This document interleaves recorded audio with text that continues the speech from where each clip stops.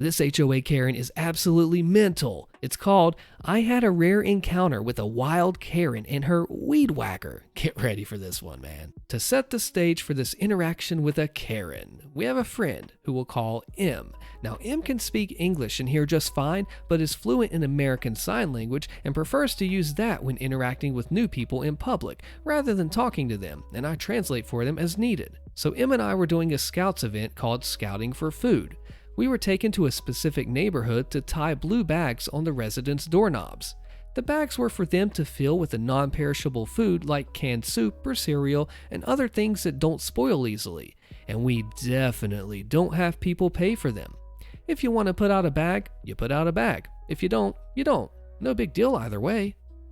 So M was walking on one side of the street and I was on the other. As we round the corner, I see some movement from out front of one of the houses. A woman with a surprisingly normal haircut was standing in her front yard, prowling like some kind of horror movie killer. My first red flag went up when she spies us walking down the street, going up to each house and tying a bag on the doorknob, and she retreated back into her garage. The second red flag was when she walked back out of said garage holding a weed whacker like a pitchfork. M was on the side of the street that her house was on and hadn't been paying too much attention to what was going on around us. As I begin to walk up to the next driveway, I hear a voice call out loud and brash, like someone trying to play a saxophone for the first time. "Excuse me, young person." I turn around and sure enough, it's Karen. She's standing on the edge of her yard, eyes locked onto me. M is standing a few feet off of her property, not quite daring to walk in front of the house with the crazy weed whacker lady. Realizing that she has my attention, the Karen gets bolder. "You are not allowed to solicit in this neighborhood. No salespeople allowed." To explain why Karen was saying that we're door-to-door salespeople is so ridiculous. Both me and M were wearing our uniforms, which consist of red polos, sashes, and jeans. Okay, the jeans aren't uniform, but this took place in the fall, and jeans are comfy. Karen takes a step towards M and waggles the weed whacker. Not wanting M to get hurt, I tried to defuse the situation by saying the obvious. "We're not selling anything. This is legal. We're not bothering you. Leave us alone." I turn back around and continue up the driveway. "No," Karen shouts. "Nuh-uh. This neighborhood doesn't allow solicitors. You're breaking the law." We were definitely not breaking the law. The food bank we were helping with had worked this neighborhood every year for 6 years now. They got the required permits for specialized neighborhoods and sent formal disclosure papers to neighborhoods with committees to keep people from being able to intervene like Karen is doing right now. It's not soliciting because we're not selling anything. I call over my shoulder. M has snapped out of her daze and is now crossing over the street to stand on the driveway that I'm standing on, where she rapidly signs, "The lady is crazy. Lucky we don't call the cops." Which, of course, just adds fuel to the fire. Karen starts yelling about how we can get arrested for using gang signs in public. Honestly, I tune this part out because there's only so much BS that I can take in a day. I see the door in front of me open up, and a guy pokes his head out and gives me a "You okay, fam?" look.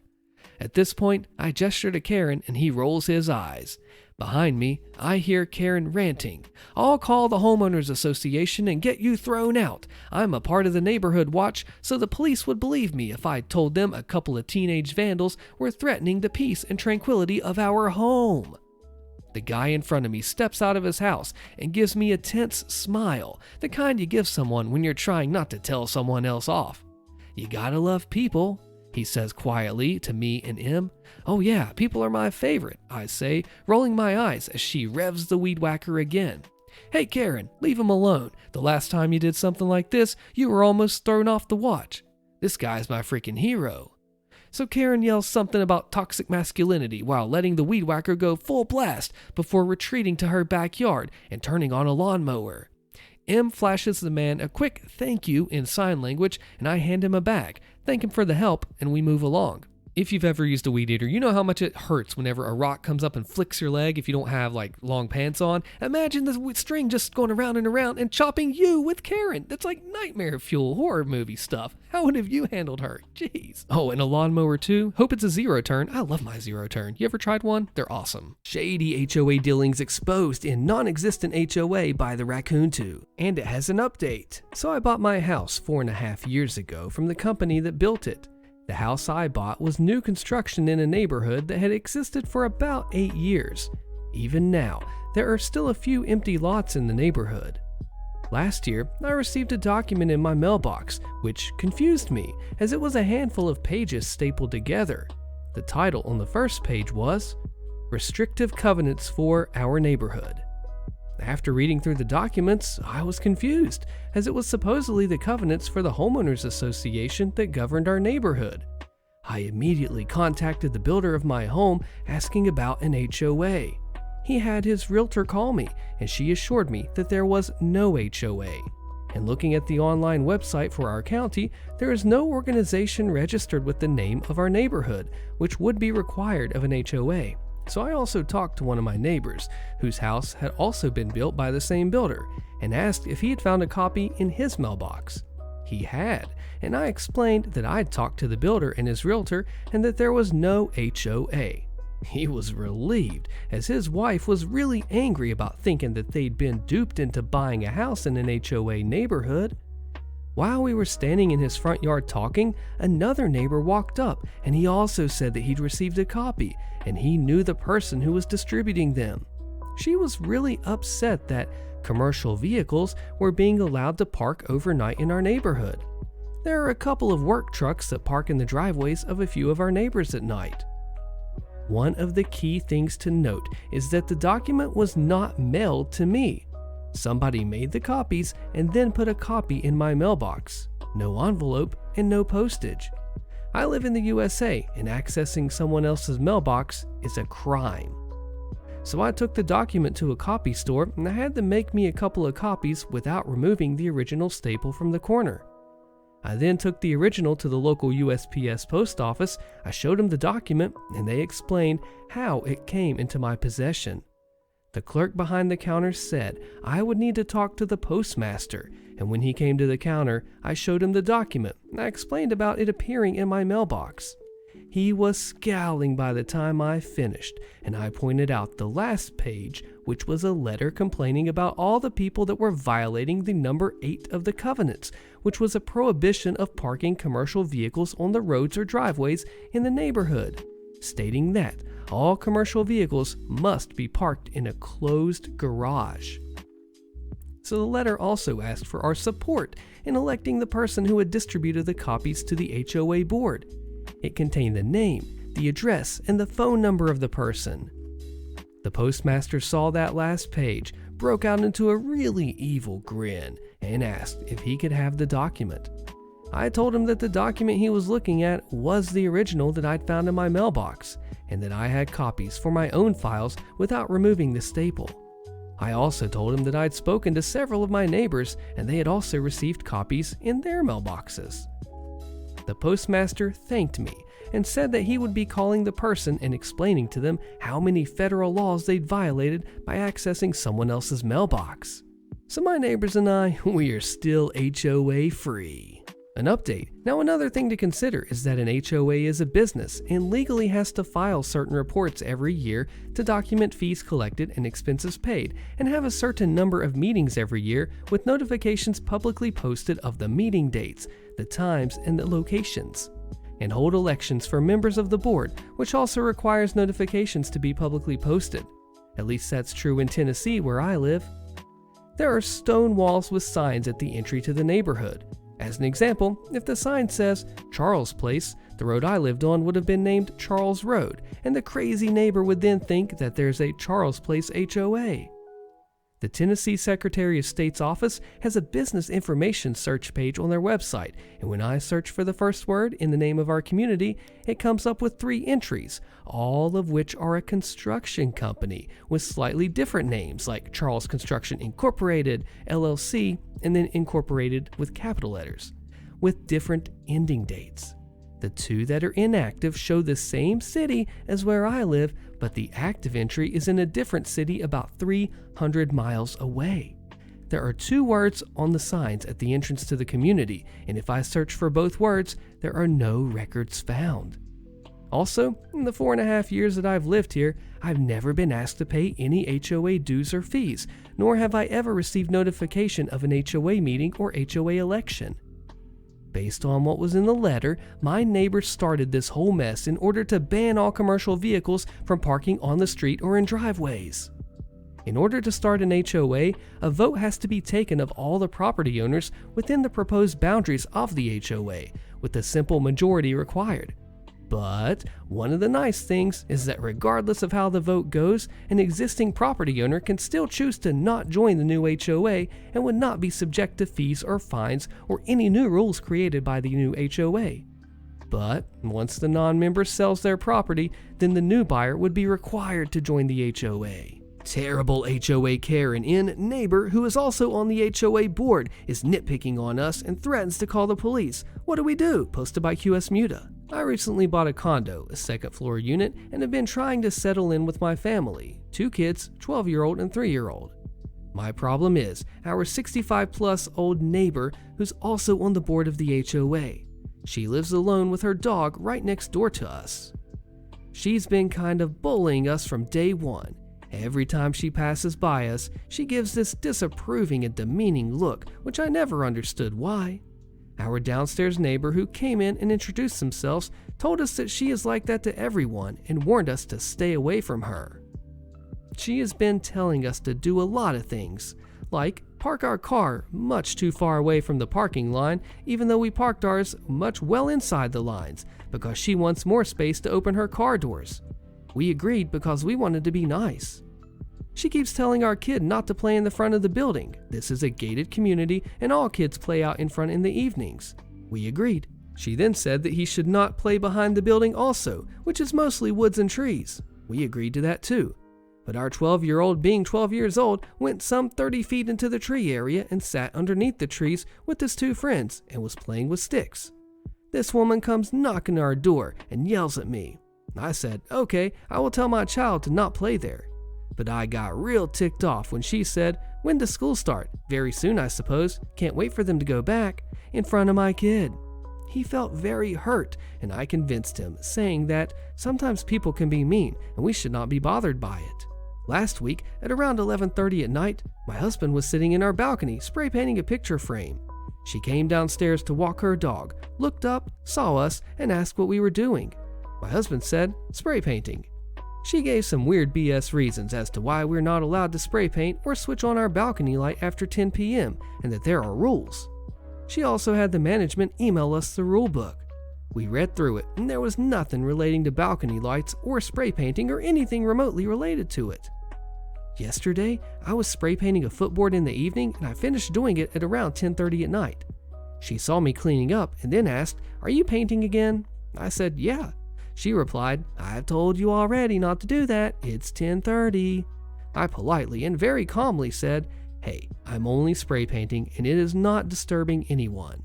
To which she angrily replied, "There are rules and I'm complaining about you to the police tomorrow," and walked away. I brought in the headboard 30 minutes later after they dried. She does not live directly above or below us, and there's no way she would even know that I was painting if she hadn't looked up into my balcony. There was absolutely no noise except from the very small spraying noise from the rattle can, which I am 200% sure is not audible 10 feet away from where I was painting. We did not make a peep when moving the headboard also. We feel like we're being bossed around by this woman. A few others feel this way too, but they've not openly said it to us, but have implied it. She has lived in this building for over 25 years, and we are only 2 months in. We are Asians and immigrants. Any police complaints against us could affect our visa status. At the same time, I don't want to be walking over eggshells in my own home. I would like to live with self-respect. We just bought this place and moving is not an option. What do I do? This commenter lays down the truth. It's time for you to read, know, and understand every rule in the HOA like the back of your hand. This way, she has no power over you. She assumes that you will comply because she thinks that she knows more. Use the rules to your advantage and don't give her the satisfaction of you breaking even the most minor of rules. This story of a terrible HOA is called Can't Build a Bridge Across the Supply Ditch, Move Your Supply Ditch, posted by Snow Inferno. The backstory. My grandfather owned some 14 acres of land. There was a state-owned water supply ditch running between the top half and the bottom half of this acreage. To use official roads to get from the top half to the bottom half required a 5-mile detour that Gramps had had enough with. The history. A neighbor had been granted the appropriate permits and everything required to build a bridge across the supply ditch a half a mile or so up the ditch. A neighbor of his was disgruntled with the bridge, hooked up some chains to his tractor, and pulled that sucker down right into the supply ditch. The state or county banned building bridges across the supply ditch because of this jerk and the debris that was dropped into the supply ditch. The compliance. He'd had enough driving 10 minutes around to get to the other plot of land and decided that he wanted to build this bridge. Upon learning of the prohibition of bridges across the ditch, he took it upon himself to resurvey his land and the rights granted to the state for the supply ditch to bisect his property. It turned out the state built this ditch just 20 feet away from the actual right-of-way that was granted to them for the ditch. He got into a lengthy fight over it with the water board, and it finally came down to an ultimatum. Let me build my bridge or move your supply ditch to the proper location. Ultimately, he won this battle, and that summer began construction of the abutments and purchased a railroad car which was cut in half and the halves placed side by side across the abutments and the supply ditch. I still remember going out to his farm that summer and sandblasting those railroad cars and then painting it with a special paint to prolong the life of the bridge. The epilogue. Years after the bridge was built, the land above the ditch was subdivided and placed in an HOA, the bridge being the property of said HOA. Parcels of the subdivided land were sold off and people moved in and built homes in this HOA. These fools couldn't be arsed to meet once a year, have an official minutes of this meeting, and pay a minimal amount to keep the HOA running and the bridge under their control. Dad and I went out there to try and fix it up after they let this crap lapse and got everything reinstated. Everything is hunky-dory again, and these morons are warned that we're not traveling halfway across the country again to fix their screw-up. What did they do? They let that crap lapse again. The HOA is dissolved, and as far as we know, the bridge now belongs to the county, who can open it up for public use so everybody above the ditch can make use of it instead of driving 5 miles around to get to the main highway. Roommate stole from me, so her wallet vanished, posted by Charming University 98. Back in college, I had better credit than my 3 other roommates, so I put our internet and TV under my name, otherwise the deposit would have been $600. The cable company offered me a $300 Visa gift card upon sign-up. 2 months later, I called them because the gift card never arrived. They tell me they sent it a few weeks ago, and eventually I'm able to find out from Visa that someone used it at the Whataburger, Target, and liquor store near my house. I'm ticked off because obviously one of my roommates has used it, but I don't know which one.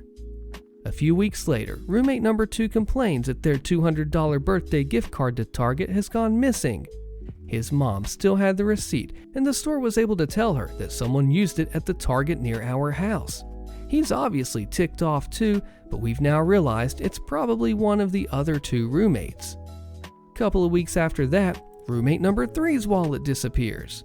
We turned the house upside down looking for it, and we knew it had to be in the house because her car key is attached to her wallet and her car is parked at the house. She is absolutely frantic, sobbing, screaming, hyperventilating, and so on, throwing crap everywhere and just having an absolute meltdown while tearing the house apart. We had never seen her behave like this, so we're all kind of surprised that she'd be that upset about her wallet. It's stressful, sure, but I genuinely was concerned about how she was reacting. She says the gift card thief must have taken it, implying that it's roommate number 4, the only person who hasn't had something stolen yet. A few days after that, I found her wallet in the trunk of my car. We had gone to get groceries together, and I guess she just laid it in the trunk while we were unloading. I'm like, holy crap, I found her wallet. And then I open it up because I'm just excited to confirm that I did indeed find her wallet. Bam! Both stolen gift cards, front and center. No doubt. The Visa gift card has my name printed on it, and roommate number 2's mom had written something in Sharpie on his gift card. I realize she had a meltdown because she was afraid we would find out that she was the thief. I left the wallet, cash and all, right where it was, pushed up against the inner lip of the trunk so you couldn't see it unless you leaned farther into the car. The locksmith wouldn't make her new keys without the title, and the title was in the glove box of her locked car. All in all, she spent about $500 replacing her driver's license, title, and keys, not to mention not being able to drive her car for 2 weeks. I moved out of state with her wallet still in my car, finally tossed it in the trash several months later. Sometimes the universe assists you with a petty revenge. I did not expect this to take off. Sorry if you see this, Chelsea. It was me. This happened 10 plus years ago, and I'm happy to report that we've all gone to therapy since then and are thankfully no longer terrible human beings. Now, a couple of things to address here. Why didn't I confront her?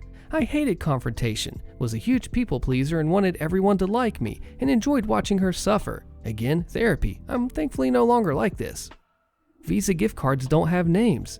Google Comcast Visa promo card real quick. The Target gift card itself said happy birthday, and my friend's mom wrote to my favorite son underneath. It was still semi-legible when I found her wallet. Locksmiths don't make car keys? Apparently some do. In the end, she had her car towed to the dealership. I do remember she called a locksmith the first day her wallet was missing because she initially thought the wallet was in her car. She was super mad that the locksmith charged her for the weekend visit without actually unlocking her car. Was he taking advantage of a stupid college girl? Maybe. This was over a decade ago. I was 21, and I'm sure my vodka-addled brain did not fully absorb the details of her whole ordeal. Turn her into the cops. Bro, have you met college students? Do you know how much illegal crap they do? It briefly crossed my mind, but petty revenge was far more satisfying.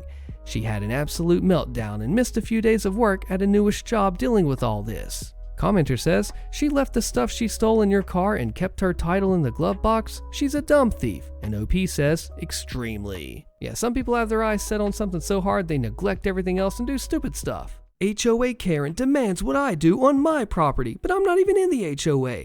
Click the video on your screen so you don't miss the crazy fallout of this one, and I'll see you there.